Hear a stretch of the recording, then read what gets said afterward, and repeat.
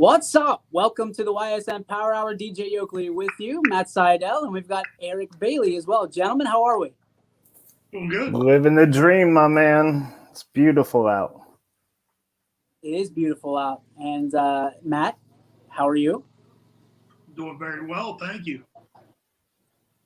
You're welcome. This is the formal edition of the Ysn Power Hour, apparently. We appreciate you. It's like, I think about this every day when I'm on location, when I'm trying to get, oh, is that pinky up? Formal. Pinky up. So I always think about this, is how are we going to get a show together when I got a game at 1 o'clock, knowing full well that the Power Hour starts at 3, and naturally we have people all over the place. We got Billy and Quinn in the car on their way to, I don't even know where they're going. I think they're in my neck of the woods, over at Next Level. But at some point, the Power Hour gang's got to get back together, right? Like we got to figure this out because we're doing a disservice to the people. You know, we're just trying to keep this baby alive. That's right. Yeah, it's tough, but I think that it's a good thing that we've got so much going on, that we've got people committed all over the place. Yeah, I can appreciate that, and I appreciate you guys taking time out. Does anybody know? Because I haven't had a chance to look it up. What day is it? What national day is it? Yeah, so it's National Student Athlete Day, and the question I had for you guys is, growing up, who was the student athlete that you looked up to the most? This is a loaded question. Yes, it is. This is a loaded question. All right, so can I go first? Yeah, let's go with DJ first. All right. And this is a weird, like, in 7th grade, I became obsessed with a senior student athlete named Andy Pink, who was a Bulldog great, part of that great 97 Bulldog team that I think they won districts, went to regionals. Aaron Reach, Andy Pink, Brendan Harvey. I mean, you can name off and list off a bunch of really talented Bulldogs. But Andy Pink was my guy, to the point where for my birthday I asked my parents for an Andy Pink jersey. Like, so went to Cool Duck. I got a screen printed Andy Pink jersey, wore it to every Bulldog basketball game. Yeah, I was in 7th grade. It was a little weird, a little late for those man crushes. You usually have those for like the 4th graders, but hey, it led me to what we're doing today. So that was my dude, Andy Pink. So if he's out there, Pinky, we love you, we miss you. But that's my student athlete I looked up to. Yeah, before we get to EB, just catching up on a couple of comments here. Paige comes in with the Sikkim Bears early on. I think he was one of the ones that real early on called the Baylor Bears. And, of course, they won last night to take the national championship and break Gonzaga's undefeated streak. James Bartell mentioning that Ty just got done with his game, so maybe we'll have a Ty sighting here soon. And then a couple of submissions. Aaron Mosier says Evan Campbell was his hero growing up. Great baseball player over in West Branch, played center field and went on to play for the Kent State Golden Flashes on the team that made it to the College World Series there in Omaha. Michael Page coming in with Brendan Wells says he was a phenomenal athlete. He was a senior when he was a freshman. And Darren Miller, agreeing with you. Andy Pink, track and field legend also. He was. He really was. So, EB, how about you? Who was your guy? My favorite student athlete growing up. I had quite a few, especially because back in the day, my dad coached at Crestview as kind of their quasi water boy. But the first person that always comes to mind is Brad Gassina. Obviously he goes down as a Crestview great, not only football-wise and also basketball. In fact, Drake Golden, who I actually got the pleasure of getting to know through AAU basketball and watching him grow, broke his record, I believe, this year. But also, Brad was one of the few to come out of our area to go Division I for football, where he played over at Indiana. He played a linebacker for them for, I believe, all 4 or 5 years. And if I remember correctly, I think he's still kind of around, I don't want to say in the area, but he's regional in the area now. And then also, his dad was a longtime principal out at Crestview. So I got to know the Gassinas pretty well. And a lot of that comes down to, just because we got to be part of the Julia coaching family tree. So a lot of good roots and just, you know, the networking between that. Brad Casino was definitely my favorite student athlete when I was growing up. And in fact, I think when I was little, I always wanted to be number 9, and I never wore number 9. I don't know why, but it was Brad Casino was definitely the one that I looked up to growing up. Nice. So we're welcoming in Mac and Quinn from the car. Where are you guys at right now? Right now, we're currently at Next Level Sports in East Palestine. All of them. Strange city that has no internet. That's not East Palestine. That's close enough. New Waterford. Guys, we're talking about National Student Athlete Day, and we're talking about who the guys were when we were young that we looked up to that were student athletes, maybe in your community or around your community. You guys have anybody?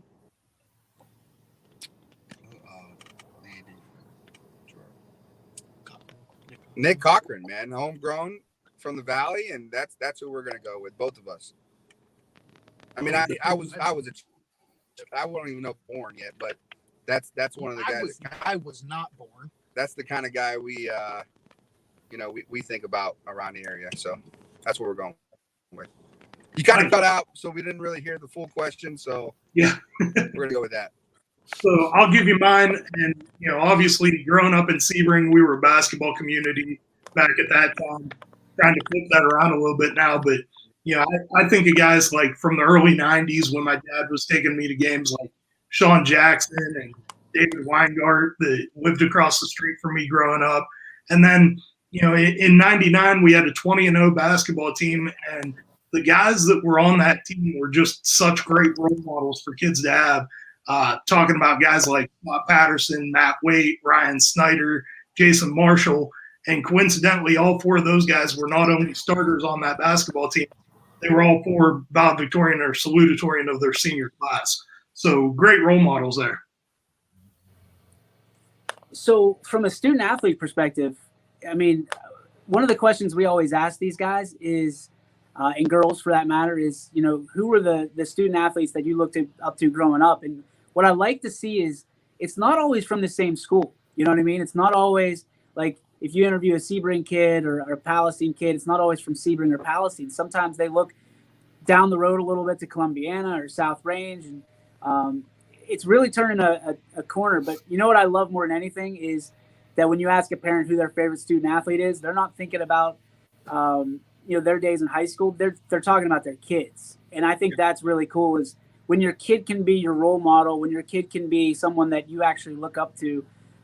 It's a really, really interesting dialogue, you know what I mean, that you can have, and we as media, we can have with them as well. So is there a situation where you feel that a student athlete has kind of more, I don't want to say more to deal with nowadays, but with the internet and social media, do you feel like there's more kind of things that can drag them down that is to prop them up? Yeah, I think that's the case with all athletes at any level. And, it's something new to high school athletes that they have to deal with. The fact that we talk to our guys all the time about their social media presence and making sure that, they realize that there's little eyes on them all the time. And they might not even know who's watching or who's looking, even if it's not, potentially college scouts or anybody like that. There's kids in your community. And now with YSN and what we're doing, kids are getting exposed to more athletes from more school districts, and you never know who's watching. I'm with you. I apologize for having to use like push screen on this. Like it's like we love your knuckles. They're great. I know. Look at them. They're looking good. Freshly polished. I'm on the polished knuckles. I'm on my phone, obviously, so I'm just trying to make it work. So I apologize. We are just trying to string this thing together here today. EB, talk to me about, I mean, you're a coach. What are some of the challenges that, you see the girls facing specifically with trying to be role models as student athletes and vice versa? I think Coach kind of hit the nail on the head. Is you always have people watching no matter what you're doing. So whether it's on social media or just your presence in the community alone. A lot of times when I think of role models, I think of our Salem girls, and we have one of our players has a little sister, and she's little Grayson. I think she's 4 or 5 years old, and she's every part of our team that she wants to be. And what I think the girls don't understand is, to her, she's just going to the games and she's being a super fan, and she's enjoying being part of the team culture, but she's also learning and taking everything from all the girls on our team as well. Everything from how we have 2 valedictorians on our team who have 4.0s, GPAs who are going to be top of their class, and just the way that they carry themselves, through day-to-day life. And a big thing that I always try to reiterate to a lot of our girls is, anything that's on the social media or anything like that, a lot of it is a reflection of the people who are saying it. And a lot of people aren't necessarily happy with themselves, or they don't like how something happened in their life. So anything that you get a lot of times, if it's negative, it's just garbage. And that's what a lot of, the Twitter, Facebook, Instagram is. It's easy. People always have something to say when they're hiding behind a keyboard or behind a different screen. So, how you carry yourself through not only the positive, you got to be humble, thank and be appreciative of whatever it is, but you also have to be above everything else that's said to you. There's a lot of different things that go into being a role model, and it's not just how you portray yourself, but how you carry yourself, how you put yourself out in front of the community, school, and everything else. Yeah, I couldn't agree with that anymore. I think that's very key when it comes to understanding today's student athlete, understanding today's role model. There's so many kids nowadays that, student athletes have learned to kind of brand themselves, which I dig. And, you see some of these pictures, even the ones that we take, that they create into, posters and kind of create their own stuff. Like we have the pictures that we change and we use Photoshop, and you saw them last night with 2 perfect games in softball. But these kids have the ability to create their own brand, and it really is. They can make it as good as they want, as positive as they want, but they can also make it as negative as they want. And we're very fortunate around here that the kids and the parents, and really the administrators and the schools, encourage kids to be positive influences and positive impactors on future generations of schools. So I love seeing that. Matt, you see it all the time with your kids. You preach, be a leader across the board. How important is it for student athletes to lead the way for, in the classroom and outside? Yeah, I think that student athletes can have an impact not only just on their sports teams, but they can have an impact on the entire district. You think of the joy that they bring from the games that they play and how intensely they compete in whatever their sport is. And the way that these communities just rally around these teams. You don't even realize it at the time, but you've got a chance to impact so many lives. And I think of our time when we talked about the super fans and the local high school super fans. Some of these people that are out there that maybe they're going through tough times in life, and the one shining moment that they get is when they get that opportunity to really enjoy watching their team play, or maybe they're an alum, or just a supporter from afar. Is that a pun? Like, are you moving towards one shining moment? I was trying to head us in that direction a little bit. I can appreciate that. So let's talk about the Natty last night. The Baylor Bears naturally winning it, running away with it. My Bulldogs just didn't have it last night. It just felt like Baylor had their number from the tip-off to the final buzzer. EB, you're our basketball expert. Talk to me about what you saw from a coach's perspective and just from somebody who loves basketball. I mean, from a fan perspective, I actually ended up turning it off with like 8 minutes left because Baylor was up 20, and they just had everything in control, and it wasn't even like the ball bouncing their way. It was more so they controlled the whole aspect of the game. From a coaching standpoint, I sat there and I looked at it and I was like, one, Baylor what it looked like grown men versus high school boys. Like that whole team, dude. I'm sure Baylor just got flooded with a ton of emails. What lifting program are you doing? You know, what's going on? Because you guys are stacked. They were fast. They were strong. And they just came out with a ton of energy. And then on top of that, you know, from I guess a basketball, you know, breakdown standpoint, they just attacked the rim relentlessly and then also did the same thing defensively, you know, on the other end as well. You know, they sat there and they got physical with them. They made every movement count. It was everything was going towards the rim. You know, you see a lot of these kids now to where they get caught up and they try to do they over dribble, or they want to sit there and they want to do between the legs 3 times and a crossover. They went the big shining, you know, super move to where they can throw it on, like going back to the Instagram and look what I did. And Baylor just said, dude, we're going to beat you to the rim over and over and over and over again. And you know, it just goes to prove that, you know, sports are really a when you break it down, it's a very fundamental and simple game. And I don't care if it's, you know, basketball, football, baseball, softball. If you have the fundamentals and every movement that you make has, you know, I guess a purpose, or you do everything with a purpose, you're going to be successful, you know, 95% of the time. And I also found it a fun fact too, that Baylor didn't have any McDonald All-Americans on their team.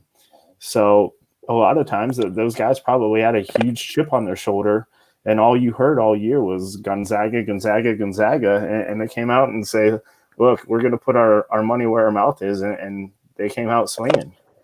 So from my perspective, I thought it was interesting because I think Baylor, just watching it, Baylor just wanted it more. And you can see it from the first trip down the floor. I mean, there was 3 or 4 offensive boards to start the game for Baylor, and they never took a back seat. They just wanted it more than Gonzaga.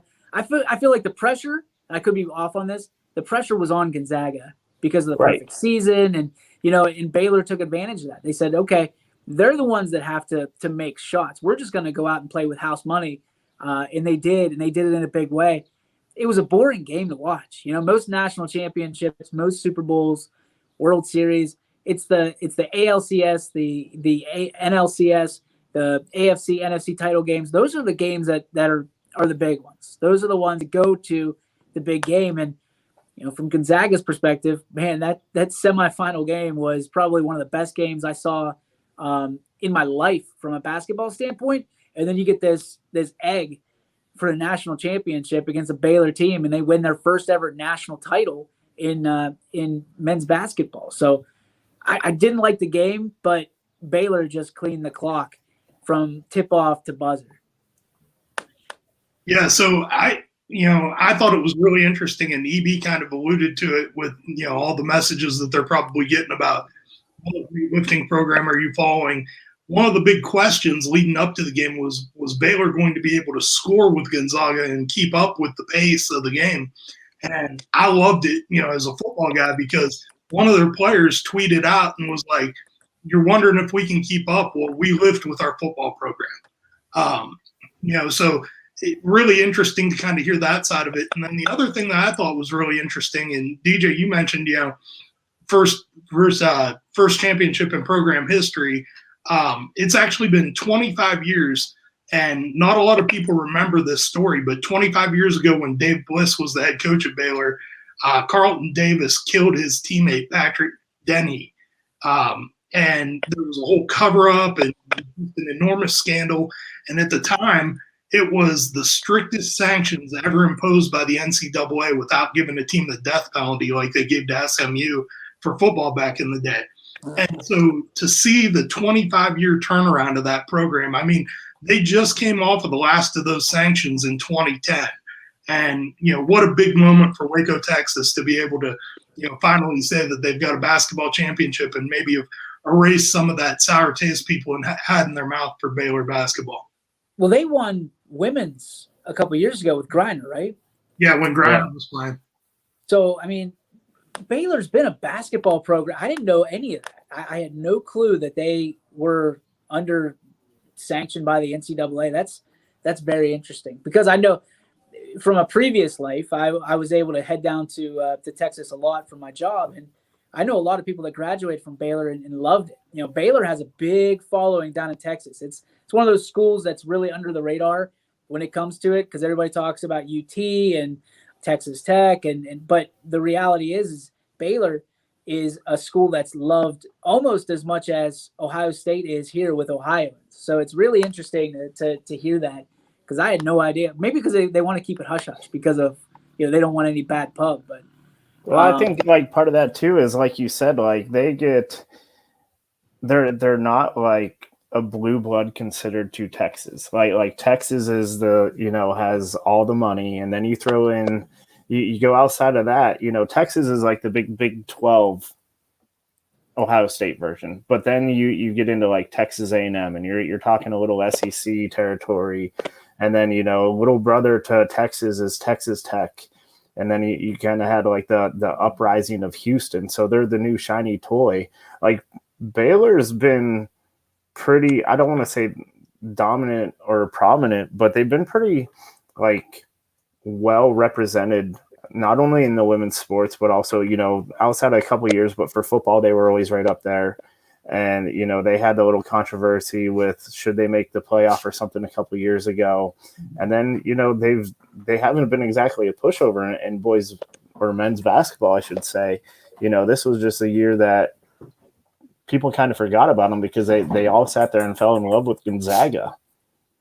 So let me ask you this question, because this is a question I would be interested to know prior to, I don't know, what, a couple weeks ago when March Madness started. How many people do you think on average would know where Baylor was in relation to the country? I think you'd have to be a pretty big sports fan to know where Baylor was.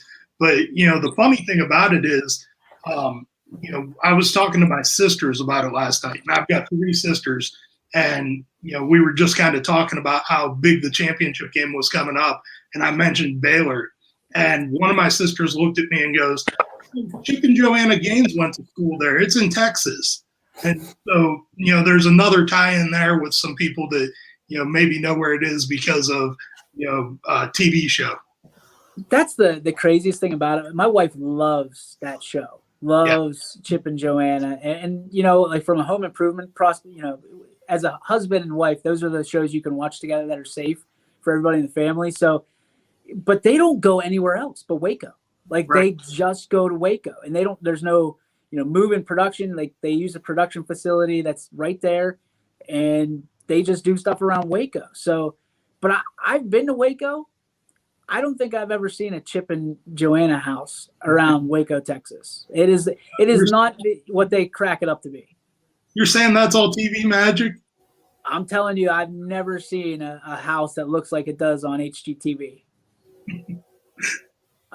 So on to a little bit more business here, boys, because I am as frustrated as I am that Gonzaga lost. I'm even more frustrated in the outcome of the 2021 Bracket Buster challenge on YSN, because breaking news, as we did earlier today, the winner of the Bracket Buster challenge somehow is a guy that doesn't even know how to log in to his account and sign up, Jeff Bezos. But he comes out and wins it with Baylor winning the championship.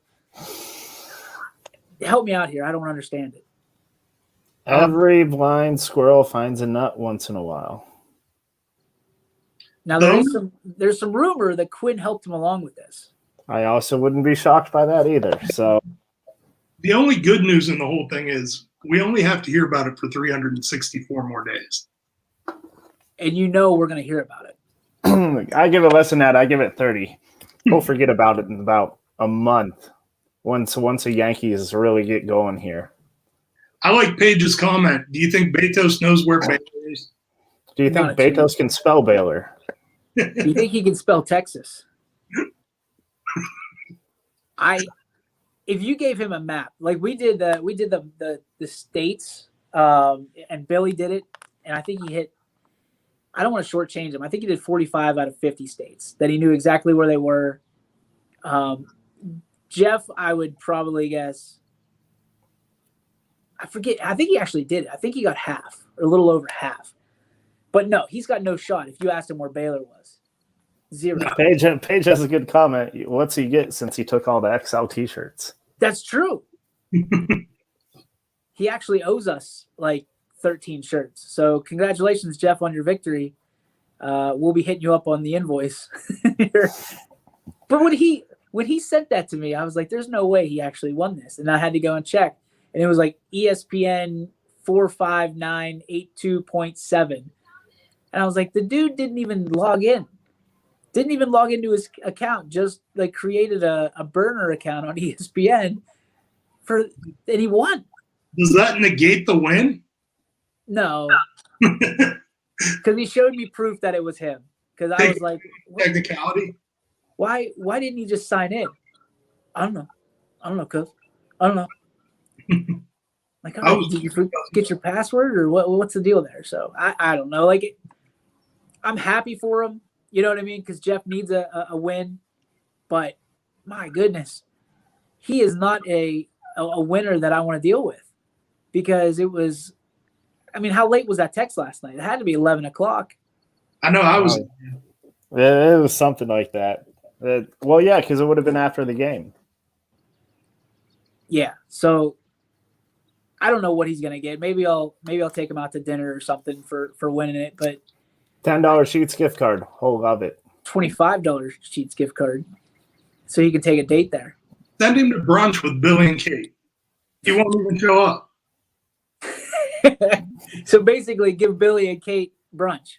Yeah. Yep. That's good. That's a good plan. I don't know. Like, what do you give someone that has it all? Jeff Bezos has the world by the cojones. He'll be happy if you take him to a steak dinner at his favorite bar at 1 p.m. when everyone else is busy, and you just go the $9.99 steak dinner. He'll be happy with it. Also, I'm gonna hard turn left here. In the middle of the show, Coach Niddle and Coach Havrilla bring in this long extension cord thing that apparently the A-team left behind last night here in Canfield. And luckily it's not stolen, but that's probably an expensive cord. Nice one. And I don't know why they left it here in the dugout. I don't understand. I don't know. So the A-team, which A-team? Because we have like 7 A-teams now. It would be Billy and Quinn. Oh, well.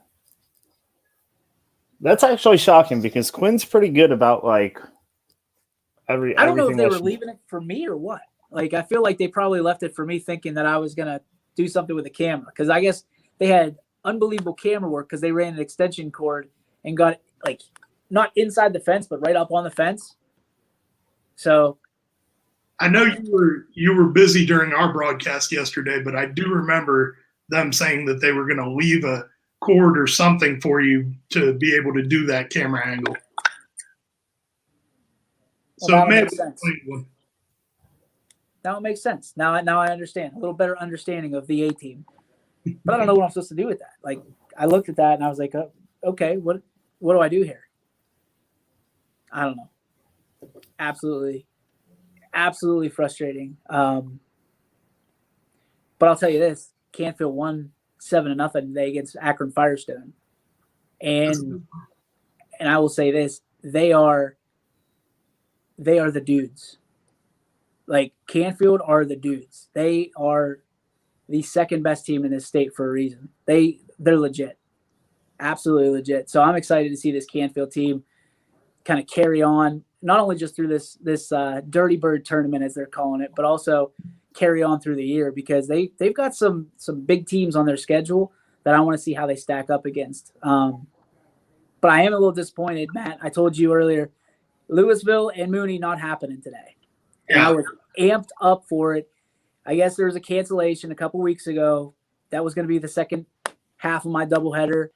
Not happening, and we have a text out trying to get the Alliance versus Salem game, but that doesn't look very promising either. But if you're in the Alliance area, you need to go to this game just to watch good baseball.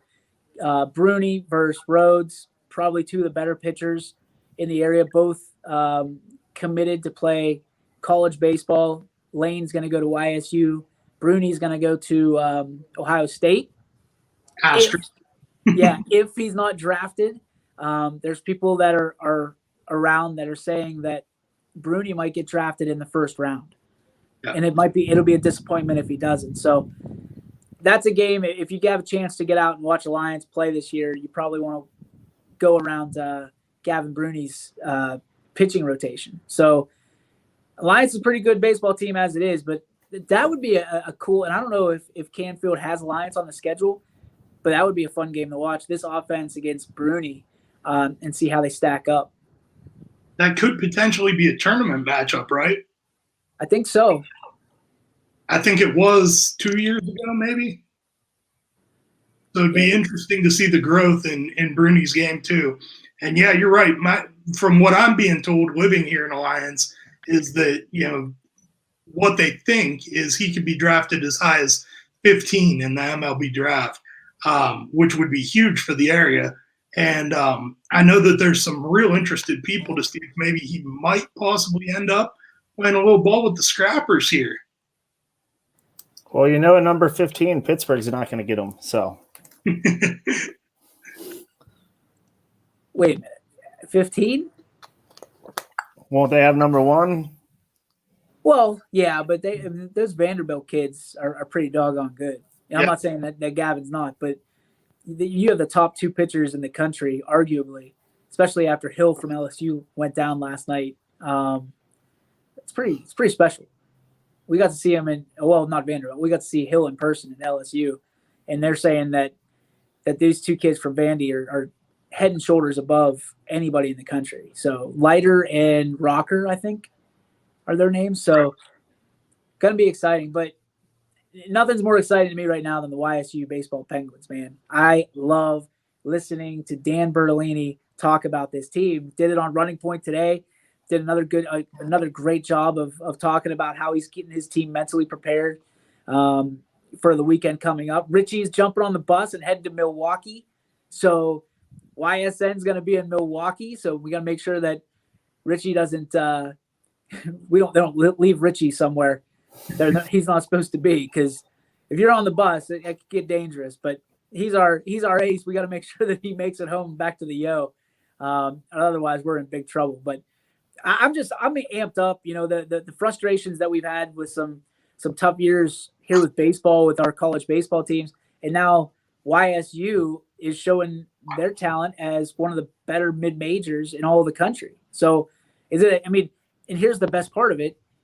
These kids are local. The majority of these kids are local. So where they're picking from the local, bush here. And the berries are pretty sweet, so to speak. Yeah, you're right. And I'm really enjoying not only the Coach Bertolini stuff that we're bringing on, but one of my favorite things right now is checking out those Thursday beep sessions. Just a lot of fun to kind of peek behind the scenes and see those guys interview each other and just have a good time with each other. You can tell there's a ton of team chemistry there, and just a bunch of guys like you say that are local guys enjoying playing with each other and representing our area well. Yeah, Clark and Caruso do a great job with that. It's completely unscripted. It's not YSN sanctioned. It is. But I asked them, I said, hey, do you guys mind if we share that? Because I think people want to know you better and get to know you. And they were excited. So I agree with you. Thursday beeps is hilarious, especially when Clark's trying to fix the toilet paper dispenser. Yeah. EB, what's on your mind today? I guess we're just kind of throwing spaghetti at the wall and see what sticks here for the next 20 minutes. No, man, we're plugging away. A lot of scheduling and stuff for AAU basketball tournaments right now. Full-fledged, right in the swing of that. I mean, we have a couple big ones coming up this weekend. One in Cincinnati, one over in Indianapolis. I think Quinn might actually get to go to the one over in Indy, which that'll be a pretty cool tournament to see, because there's going to be some pretty big names over that way as far as like the high school circuit goes. And then locally we'll have a couple in the Akron Alliance, Salem area, and I think even Pittsburgh. But look, I'm just enjoying getting a chance to hop on Power Hour, and dude, Ty's showing off the guns. Guns out. Out of purgatory. It's hot as hell today, and it was hot as hell in that press box. So the second I was able to get home and take off the undershirt, the overshirt, everything, I was able to do that. So we're here. What were you wearing? I wear my undershirt, and then I wore the pullover for Ysn, and then I always wear my three-piece tux for calling games. You know it. But no, good win for Fitch today, 7-0.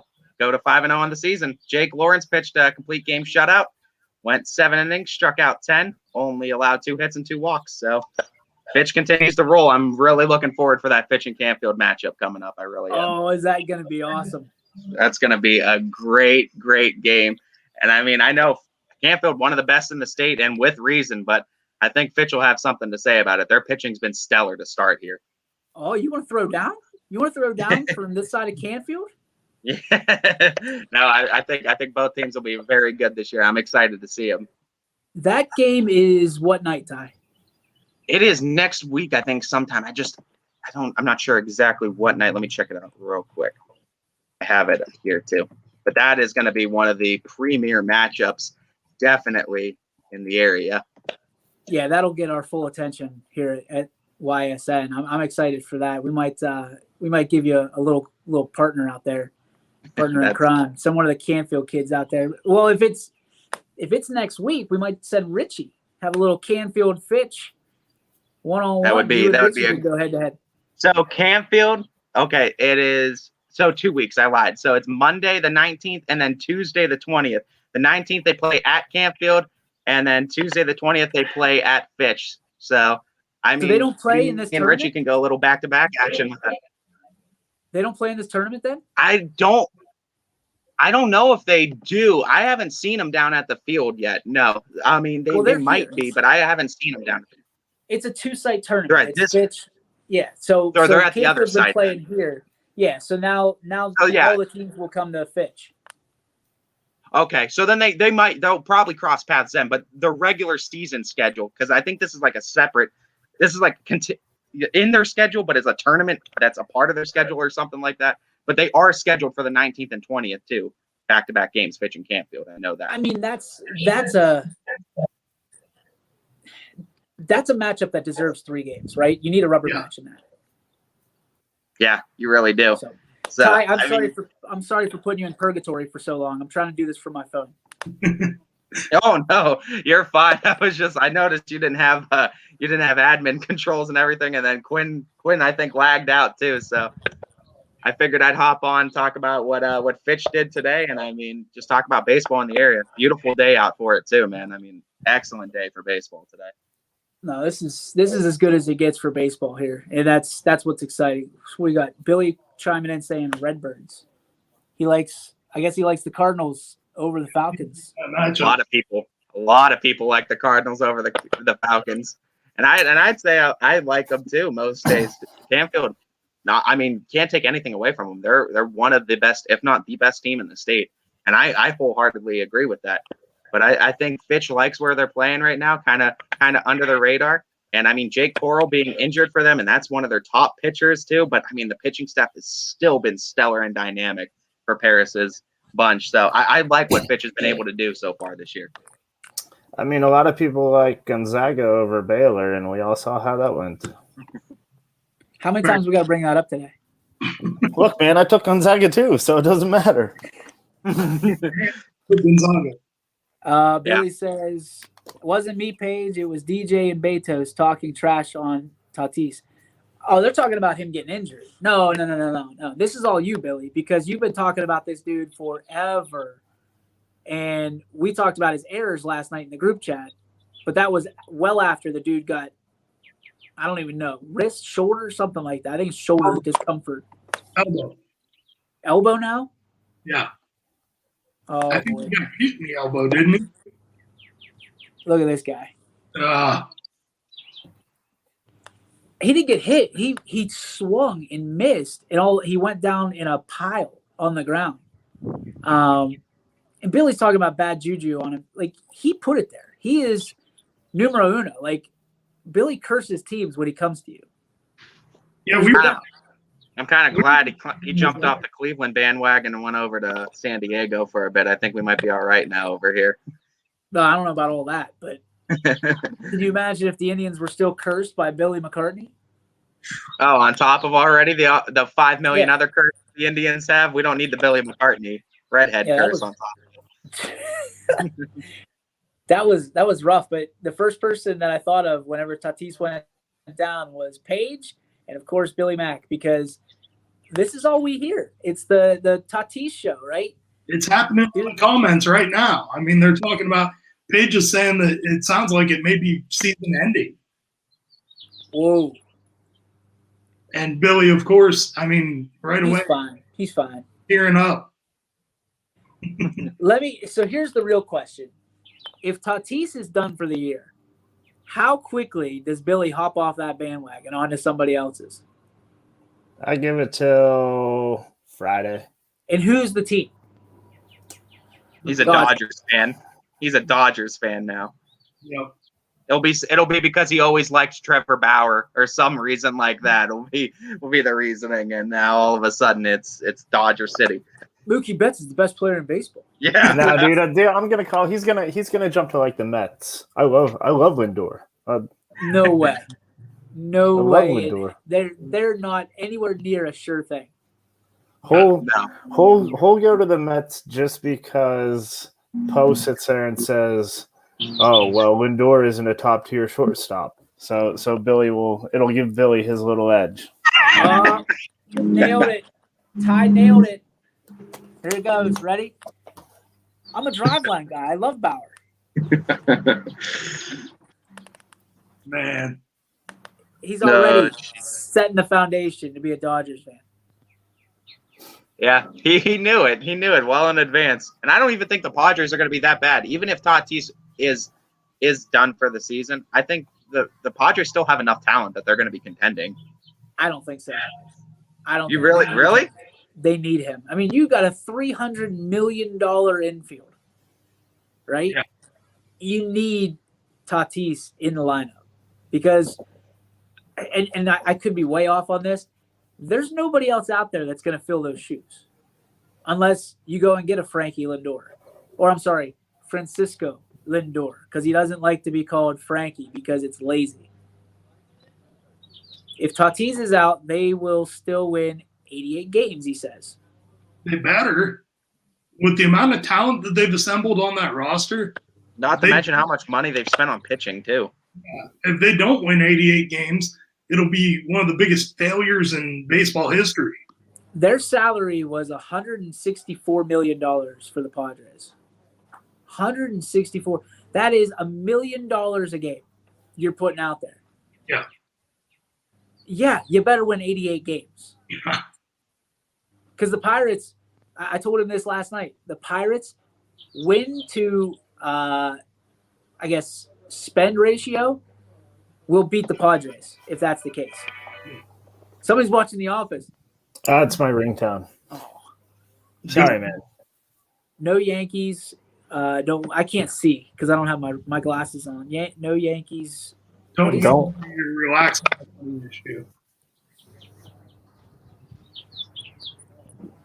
Why do we gotta relax on the money? I don't understand what he's trying to get at there. He's trying to say that if it were a money thing and money won you title, the Yankees would win it every year. But don't they have 27 of them? Yeah, I mean, and they aren't necessarily always the highest paid team in baseball. I can think of at least a half a dozen examples over the past 15 years. Cough, the Dodgers? Wasn't money the reason that Billy jumped off the Indians anyway, because they couldn't re-sign their guys and put on the same team? So wasn't money the issue anyway in the beginning, Billy? They don't spend money. I'm going to go to a team that spends money. The San Diego Padres, where baseball is a foundation in San Diego. Yeah.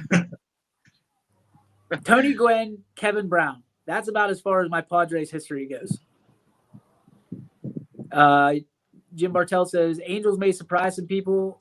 Now with their all-stars hurt. How long is Ohtani out for? I'm not sure what that injury was for. Ohtani is unbelievable though. But I mean, that's the issue. I feel like this is going to be ongoing with his career. Pitching and batting, I mean, it takes a toll on your body just doing one of them. And if you're going to be doing both of them at a high level like that consistently all the time, your body's going to get beat up. And I mean, I don't remember how long he's been doing this, but he's been doing this for quite some time too, if I'm correct. Well, Ohtani's back, according to Page. So if the Angels are going to make a run, they're going to have to spend some money. And with that lineup, I don't know who you're going to go get because you're going to have to give something up to get them. Yeah.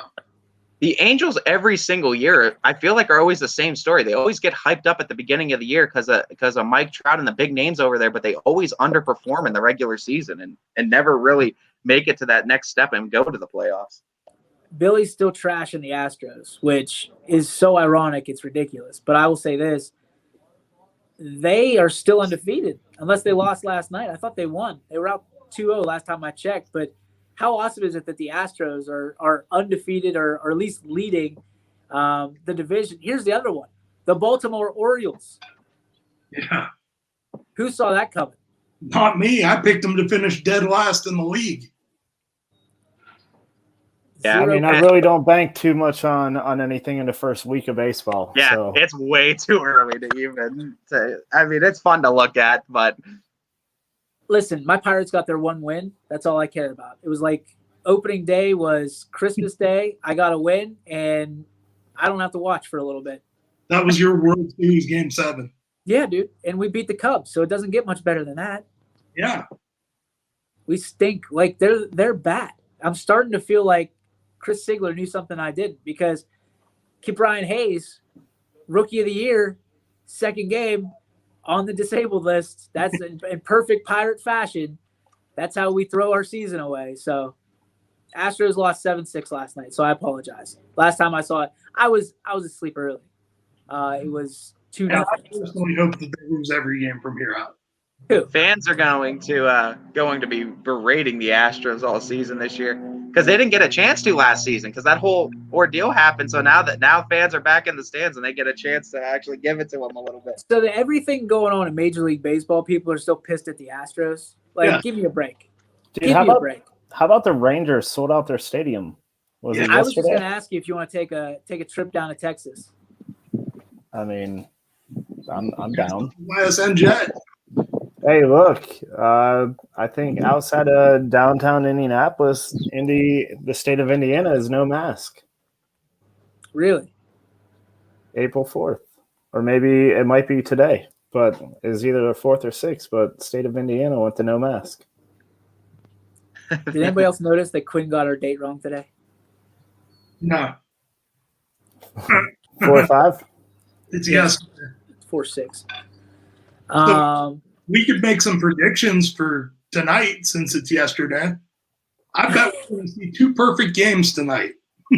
Look, if anything, I'm going to look. Gonzaga is 4.5 point favorites. I'm taking Baylor all day long. And in fact, I might be with you on that, EB. I think I might throw 100 on Baylor. Look, I'll even predict the score.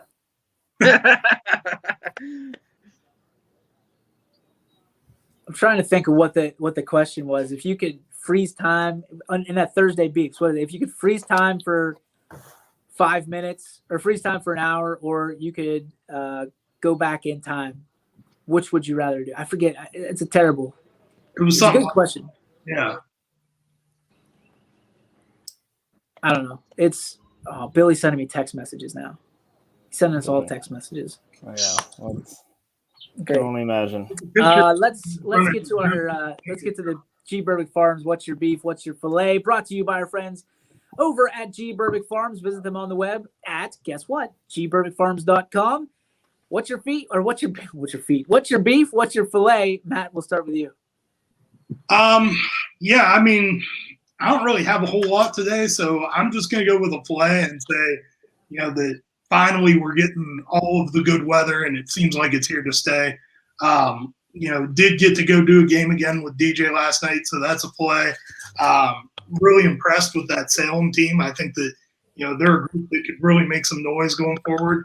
And then Carter Blakeman, man, wow, what a hitting performance last night.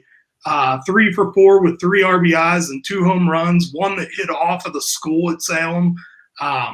Just a shot. I'm not sure if it's landed yet, honestly. Dude's a stud.